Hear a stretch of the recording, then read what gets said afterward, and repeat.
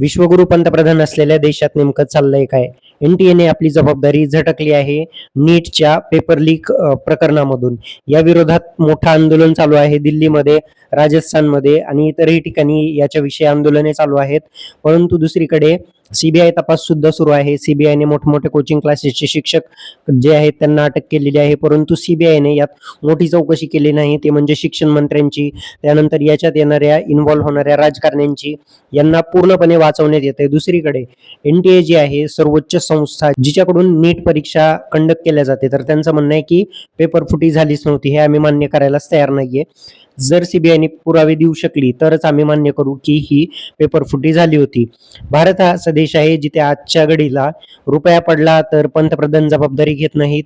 जर स्त्रियांवरील अत्याचार वाढले तर गृहमंत्री जबाबदारी घेत नाहीत. भारताची अर्थव्यवस्था कोलमडत आहे तर अर्थमंत्री जबाबदारी घेणार नाहीत. या भारतात नेमकं चाललंय काय? कोणच जबाबदारी घ्यायला तयार नाहीये.